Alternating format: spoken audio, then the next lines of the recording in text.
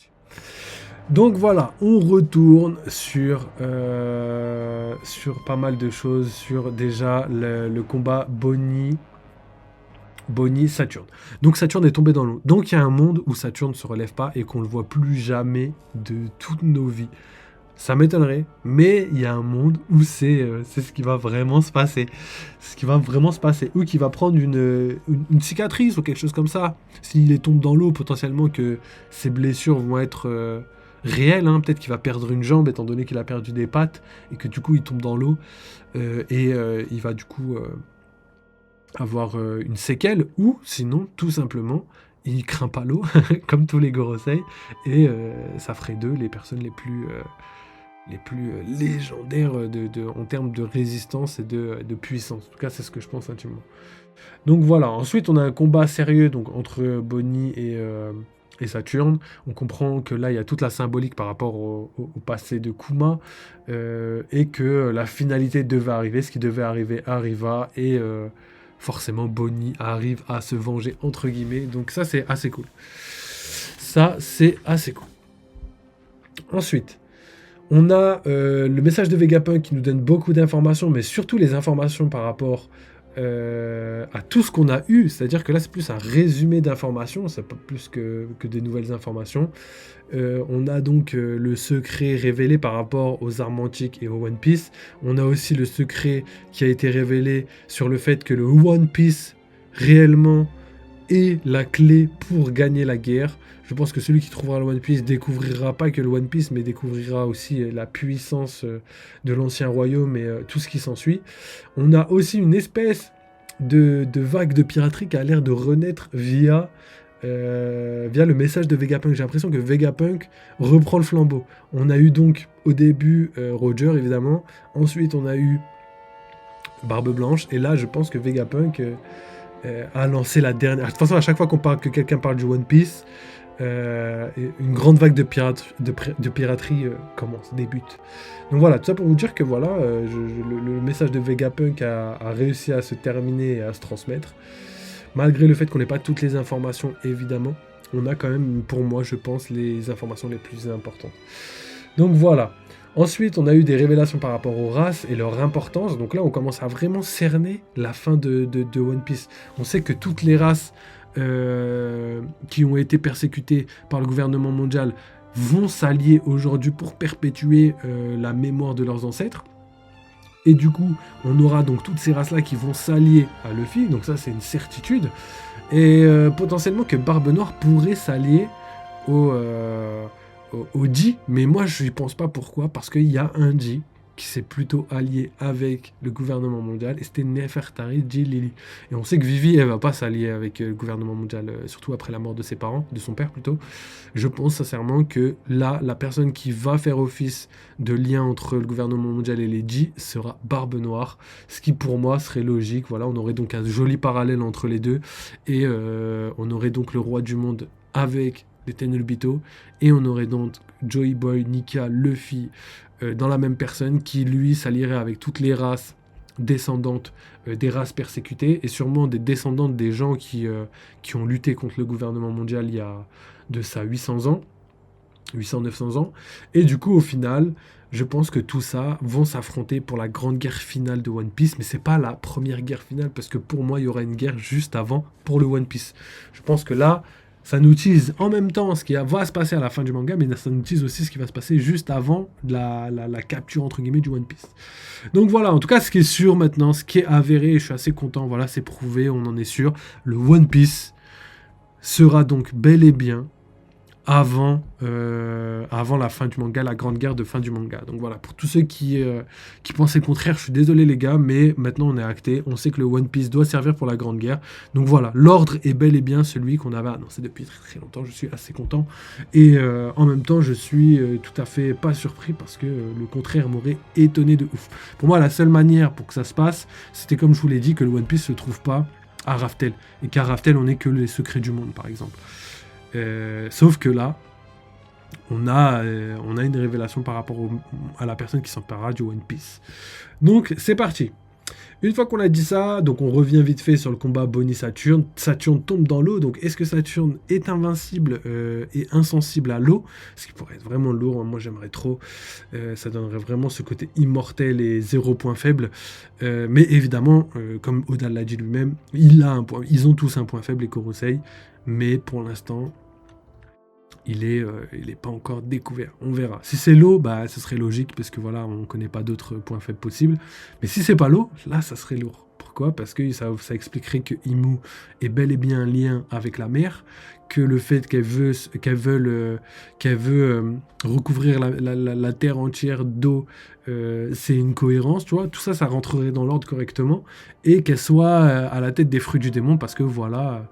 Elle donne des pouvoirs aux gens grâce à son fruit, enfin grâce à son arbre plutôt, et qu'au final, cet arbre en échange, il prend tous les gens qui sont dans la mer. Et potentiellement que, je sais pas, quelque chose de... Il pourrait y avoir un lien, comme par exemple tout ce qui va dans la mer, et ben revient à Nerona, tu vois, donc à Imsama. Et du coup, Imsama, ce serait un peu le Davy Jones, tu vois, et tout ce qui est dans la mer appartient à Imsama. C'est pour ça qu'elle voudrait que la mer recouvre la terre en entier. Et du coup, ça ferait un petit peu sens, dans le sens où si c'est entre guillemets Davy Jones, le fruit de Davy Jones ou quelque chose comme ça, et ben sa puissance, elle le tirait de toutes les personnes qui meurent dans la mer en ayant mangé ses fruits, tu vois. Donc ça expliquerait pourquoi elle aurait décidé de donner le pouvoir des fruits du démon aux gens. C'est pour les attirer comme une araignée et faire en sorte qu'ils mangent le fruit et qu'après, une fois qu'ils sont dans l'eau, meurent comme ça. Et elles récupèrent leur énergie de vie, leur essence vitale, tout ce que vous voulez, mais leur puissance d'une certaine manière. Un peu comme un démon ou un vampire qui, à chaque fois qu'il mord quelqu'un, deviendrait plus fort. Ou un peu comme celle qui, à chaque fois qu'il aspire quelqu'un, emmagasine sa puissance tout simplement. Donc voilà, maintenant que ça c'est dit, on va passer à la suite du chapitre sur le message de Vegapunk. Donc on a vu que tout le monde était présent sur le bateau et que tout le monde allait arriver proche du navire d'Elbaf. Donc je pense que le prochain chapitre ou le chapitre suivant sera le dernier. Pour moi là, c'est le comme j'ai dit dans la précédente vidéo, ce chapitre-là pour moi c'est le dernier du tome. Parce qu'il est trop impactant, il résume tellement tout ce qui s'est passé dans le tome, mais en même temps dans l'arc et en même temps depuis le début de One Piece, que pour moi c'est vraiment comme ça qu'on clôture un tome, j'ai l'impression. Ensuite, pour la clôture d'Egghead, potentiellement qu'elle est finie, ça se trouve dans le prochain chapitre on est autre part, et qu'en fait on n'aura pas la finalité de ce qui s'est passé à la fin de Egghead, et que ces informations-là seront données plus tard pour rajouter un petit peu de révélation, un petit peu de secret autour de ce qui se passe. Ça pourrait être vraiment sympa de voir quelque chose comme ça. Et du coup, on n'aurait même pas l'incident de Egghead, on ne saurait même pas ce qui s'est réellement passé, mais on ne le saurait que plus tard, par exemple via Morgan, avec avec Big News, quoi, avec son journal qui, pendant que les autres liraient le journal, bah, raconterait ce qui s'est réellement passé, pendant que nous, lecteurs, on soit perdu. Genre tout le monde est au courant, sauf nous, tu vois. Et ça pourrait être sympa. C'est quelque chose qui m'étonnerait pas du tout. Ensuite, après chapitre, je pense aussi que, après l'arc en tout cas, je pense aussi qu'il y a beaucoup de potentiel de chance qu'il y ait des informations par rapport au reste du monde, par rapport à ce qui pourrait se passer ailleurs. Comme par exemple le fait que il y ait, je sais pas moi, des Barbes Noires qui décident d'attaquer, Shanks qui rencontre enfin Barbe Noire après des années de recherche, etc., etc. Tu vois, plein de choses qui pourraient se mettre en place et qui pourraient chambouler le monde comme prévu. Et surtout, il y a aussi la flotte de Luffy qui, elle, n'a toujours pas fait l'incident, tu vois. Enfin, parce qu'on connaît l'incident de Egghead, mais il y a un incident qui est censé être réalisé par la flotte des Mugiwara et qui, pour l'instant, est absent, complet.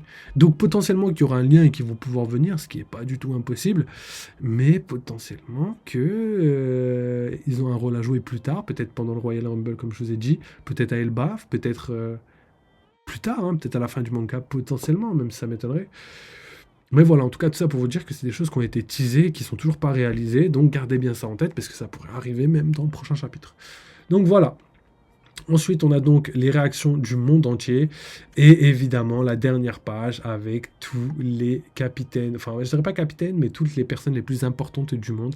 Et je sais qu'il y a beaucoup de personnes, surtout sur Twitter, qui qui disent que si les personnages sont pas présents dans la case de fin, de la fin de chapitre, là, la case où justement c'est un petit peu les personnes les plus importantes, et ben ça veut dire qu'ils auront pas un rôle ou qu'ils sont pas très forts. Alors là, pour remettre les choses dans l'ordre, la case du chapitre, elle est liée à la narration et au One Piece. Elle n'est pas du tout liée à la puissance. Effectivement, les gens qui sont le plus puissants, logiquement, ils ont été mis en avant. Sauf que on a une blague de Da avec Baggy, qui a quand même mis Baggy en avant, alors qu'au final, Baggy, on sait qu'il n'est pas puissant. Donc ça montre un petit peu que l'échelle de puissance, elle n'est pas présente réellement dans ce chapitre. C'était plus quelque chose pour montrer les personnes les plus proches du One Piece. Donc c'est vraiment uniquement scénaristique. Par contre, c'est vrai, là on peut le stipuler, que les empereurs ont été vraiment mis en avant. Là on peut dire, voilà, on a donc les 4 empereurs, donc les 4 personnes les plus proches d'atteindre le One Piece.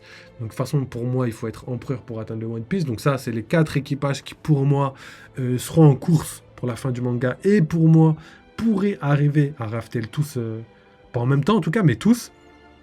Et aussi, on a en dessous, on a donc Dragon, Akainu, qui sont mis dans les mêmes cases.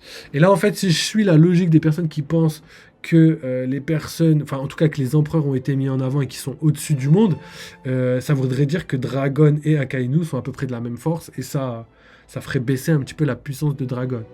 Et que du coup, Im-sama, qui est censée être ultra puissante, soit mis en dessous, et qu'au final elle n'est pas très puissante, qu'elle est plus quelqu'un géré par quelqu'un d'autre que quelqu'un géré par vraiment vraiment géré par ce serait ouf quand même que Im-sama soit pas si forte que ça, tu vois.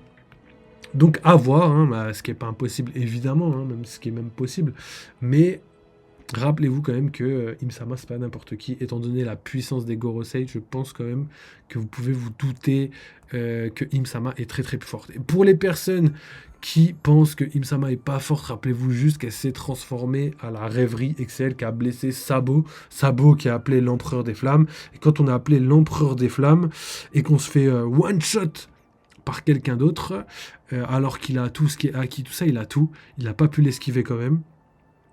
Je pense que là, on peut dire facilement que c'est pas n'importe qui non plus Im-sama et qu'elle est capable de se défendre. D'ailleurs, les Gorosei ont quitté le château de Pangée, donc si ils avaient peur que quelqu'un puisse s'en prendre à Im-sama, je pense que ils n'auraient pas quitté tous leur poste pour laisser le château vide, sans défense entre guillemets. Même si je sais, il y a les chevaliers divins, quoique on sait même pas s'il y a vraiment, mais en tout cas ce qui est sûr, c'est qu'Im-sama n'est pas faible. Ça c'est sûr. Après, est-ce qu'elle est puissante autant qu'un empereur, plus forte qu'un empereur? Je pense quand même qu'elle a une puissance supérieure à tout ça, ce qui la rendrait un petit peu immortelle. Le fait qu'elle traverse 800 ans, pour moi, en dit long sur elle. Et je pense qu'elle était présente à la mort de Joy Boy, qui est peut-être, elle a eu un rôle dans la mort, ou il, parce que moi je pense plus que c'est il a eu un rôle dans la mort de, j'allais dire Roger, mais Joy Boy. Donc voilà, tout ça pour vous dire que l'échelle de puissance se basait sur les cases d'un chapitre, alors qu'on a des personnes qui sont censées être empereurs. Je parle bien de Im-sama et de Dragon, et ils sont mis à la même échelle que Aokiji. Donc est-ce que là aussi, on pourrait dire que tous ceux qui sont en bas, ils sont aussi level empereur alors? Donc c'est pour ça. Évidemment, on peut dire, ce qui est sûr, c'est que les empereurs réels ont été mis en avant. Cependant, je pense pas que ce soit un classement en termes de puissance. Je pense plus que c'est un classement par rapport aux personnes qui sont le plus proches du One Piece. Et c'est bel et bien écrit, tout dépend de qui trouvera le One Piece. Et effectivement, les personnes qui sont le plus proches de trouver le One Piece, c'est Shanks et Baggy, parce qu'ils ont l'expérience et parce qu'ils en savent beaucoup plus que les autres, je pense, grâce à leur capitaine. Et c'est Luffy et Barbe Noire, parce qu'ils ont tous les deux 3 poneglyphes, 3 raids poneglyphes qui leur permettraient déjà quasiment de pouvoir aller à Raftel. Donc ça, c'est le plus logique. Et tous les autres en bas, quoi qu'on dise, c'est des personnes qui sont très loin d'atteindre le bout du monde. Je pense que tous les autres en bas, ils ont même pas un poneglyphe. Après, Aokiji a été classé en bas, et ça, c'est bizarre, les gars. Parce que les gars, c'est ça aussi, je veux dire. Toutes les personnes qui pensent que les empereurs du coup ont été classés en termes de puissance, sachez juste que Aokiji a été mis dans les cases en dessous alors qu'il n'est pas, il est pas censé être quelqu'un d'important. Donc là, ça voudrait dire qu'il a beaucoup plus d'importance qu'on peut le penser. Et ça aurait pu être Shiryu à sa place. Cependant, ça a été Aokiji. Et ça concorde avec la thèse sur ce que je vous avais dit par rapport à la puissance d'Aokiji. Je pense que Aokiji, il n'est pas compté comme membre principal de Barbe Noire. Pourquoi? Parce que le numéro 1, c'est Shiryu, évidemment. Et Aokiji est classé comme 11e, alors que pour moi, Aokiji a beaucoup plus de chances d'être plus fort que Shiryu, grâce à son fruit, grâce à son entraînement, grâce à son mentor Garp, et grâce à énormément de choses, étant donné que Kobe y est aussi. Donc ils ont tous les deux, je pense, un rôle très étroit à jouer avec la fin du One Piece. Hein. Pensez bien à l'utilité de Garp pendant le combat contre Xepek. Et là, on a deux élèves de Garp qui pourraient avoir une utilité pour le combat, pas contre Xepek, mais contre la personne qui a hérité de sa volonté, qui est Barbe Noire. Donc voilà, c'est tout ça pour vous dire que les classements, juste par rapport à ce qu'on voit, méfiez-vous, parce qu'on a quand même deux Figarland potentiels, hein, parce qu'on sait qu'il y en a un, mais potentiellement il y a quand même deux Figarland en dessous, et on sait que les Figarland sont très très puissants. On a quand même Dragon et Imsama, qui eux aussi sont parmi les gens en dessous. Donc ça m'étonnerait vraiment que les personnes finales, les personnes avec le plus de puissance, soient juste les empereurs. Sinon, qui est l'ennemi? Il suffirait juste que Luffy s'allie avec Chance pour battre Barbe Noire et ce serait fini. Donc je pense que vous voyez étroitement et complètement là où je veux en venir.